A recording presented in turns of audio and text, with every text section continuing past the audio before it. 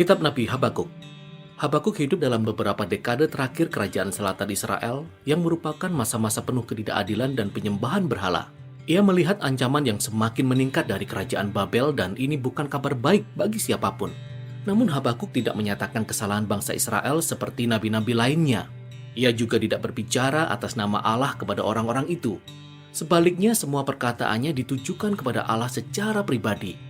Kitab ini menceritakan tentang pergumulan pribadi Habakuk yang terus berusaha untuk percaya bahwa Allah itu baik, walaupun ada begitu banyak kejahatan dan tragedi di dalam dunia. Jadi perkataan Habakuk sebenarnya merupakan puisi ratapan yang sangat mirip dengan ratapan yang kita lihat dalam kitab Mazmur.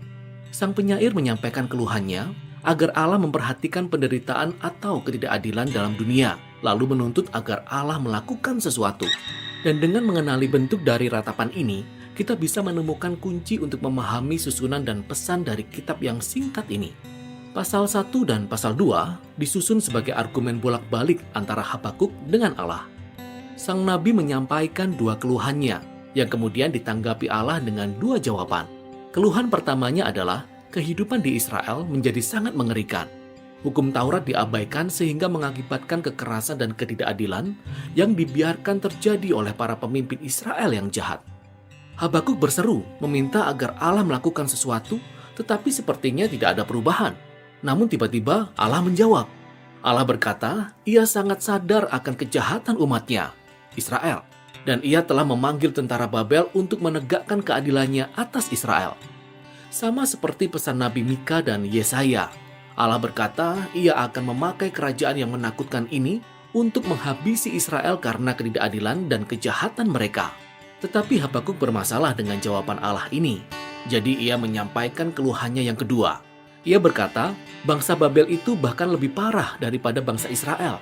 Mereka lebih jahat, mereka lebih kejam, mereka mengagungkan kekuatan militer mereka.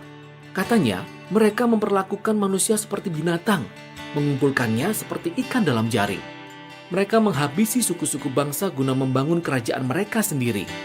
Lalu Habakuk berkata, bagaimana mungkin engkau, Allah yang baik dan kudus, memakai bangsa-bangsa yang jahat sebagai alatmu dalam sejarah? Habakuk menuntut penjelasan. Ia bahkan menggambarkan dirinya sebagai penjaga di tembok kota, menanti jawaban Allah yang akhirnya datang juga. Allah menyuruh Habakuk untuk mengambil beberapa loh batu dan pahat, lalu mengukirkan apa yang ia lihat dan dengar, yaitu penglihatan tentang waktu yang telah ditentukan di masa depan, yang meskipun tampaknya masih lama, tetapi akhirnya pasti akan datang juga. Bahkan Allah berkata bahwa orang benar akan hidup oleh percayanya akan pengharapan dan penglihatan ini. Jadi apa janji Allah yang harus ditulis oleh Habakuk?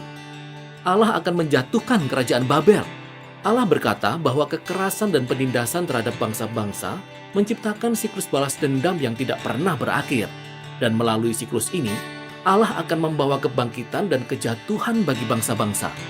Walaupun Allah memakai bangsa yang jahat seperti Babel, tetapi tidak berarti ia menyetujui semua yang mereka lakukan. Allah menuntut pertanggungjawaban semua bangsa karena keadilannya. Karena itu bangsa Babel akan jatuh bersama bangsa-bangsa lainnya yang hidup seperti mereka. Janji Allah kemudian dijabarkan dalam rangkaian 5 ucapan celaka, yang menggambarkan penindasan dan ketidakadilan yang dilakukan oleh bangsa-bangsa seperti Babel. 2 ucapan pertama merujuk kepada kecurangan dalam praktik-praktik ekonomi, misalnya orang kaya yang menetapkan bunga yang sangat tinggi sehingga orang-orang miskin tidak bisa lepas dari jerat hutang. Demikianlah orang-orang kaya membangun kekayaan mereka dengan cara-cara yang curang. Ucapan celaka yang ketiga merupakan kecaman terhadap kerja paksa, yang memperlakukan manusia seperti binatang dan mengancam mereka dengan kekerasan jika mereka tidak menghasilkan. Ucapan celaka yang keempat ditujukan kepada para pemimpin yang tidak bertanggung jawab yang menyalahgunakan minuman keras. Mereka berpesta pora dan menghabiskan uang untuk seks dan minuman keras, sementara orang-orang menderita di bawah kepemimpinan mereka. Ucapan celaka yang terakhir mengungkapkan penyembahan terhadap berhala yang menjadi mesin penggerak bagi bangsa-bangsa ini. Mereka menjadikan uang, kekuasaan, dan keamanan negara sebagai dewa-dewa mereka dan memuja hal-hal ini dengan segala cara, sehingga mereka menjadi budak dari kerajaan mereka sendiri. Nah, praktik-praktik yang dijelaskan di sini tidak hanya terjadi di Babel, tetapi itulah intinya. Kalau melihat kondisi manusia, kebanyakan bangsa-bangsa pada akhirnya akan menjadi seperti Babel. Demikianlah jawaban Allah bagi Habakuk dalam kitab ini, menjadi jawaban Allah bagi semua generasi selanjutnya. Siapapun yang hidup di dunia yang dikuasai oleh Babel-Babel lainnya. Namun ini meninggalkan sebuah pertanyaan. Apakah Allah akan membiarkan siklus kebangkitan dan kejatuhan kerajaan seperti Babel ini berlangsung selamanya? Nah, pertanyaan ini akan dibahas dalam pasal 3. Kita tahu bahwa inilah doa Habakuk, yang dimulai dengan memohon agar Allah bertindak sekarang juga pada masa ini seperti yang Allah lakukan di masa lampau ketika Ia menjatuhkan negara-negara yang jahat. Bagian ini diikuti dengan sebuah puisi zaman dahulu. Pertama-tama, puisi ini menggambarkan kehadiran Allah yang penuh kuasa dan menakutkan, yang sangat mirip dengan puisi pembukaan di kitab Mika dan Nahum, dan juga dengan kehadiran Allah di Gunung Sinai dalam kitab Keluaran. Ada awan, api, dan gempa bumi. Ketika Sang Pencipta datang untuk melawan kejahatan manusia, semua orang akan menaruh perhatian. Habakuk kemudian menggambarkan kalahnya kejahatan di masa yang akan datang seperti kisah Keluaran di masa depan, di mana Allah akan datang sebagai seorang pahlawan dan membelah lautan saat Ia berperang melawan Firaun. Habakuk berkata bahwa Allah akan kembali menjatuhkan hukumannya di atas rumah orang-orang fasik. Sementara Firaun menjadi cerminan dari bangsa-bangsa yang kejam seperti Babel. Namun kita juga tahu bahwa ketika Allah melawan kejahatan, Ia juga akan menyelamatkan umatnya dan orang-orang yang diurapinya melalui seorang raja dari garis keturunan Daud. Jadi melalui puisi ini, kisah Keluaran di masa lalu telah menjadi gambaran tentang kisah Keluaran di masa depan yang akan dikerjakan oleh Allah. Allah akan kembali mengalahkan kejahatan dan menjatuhkan para Firaun dan Babel di dunia ini. Ia akan menyatakan keadilan bagi semua orang dan menyelamatkan orang-orang yang tertindas dan tak bersalah. Oleh karena pengharapan inilah, Habakuk dapat menutup kitab ini dengan puji-pujian yang penuh pengharapan.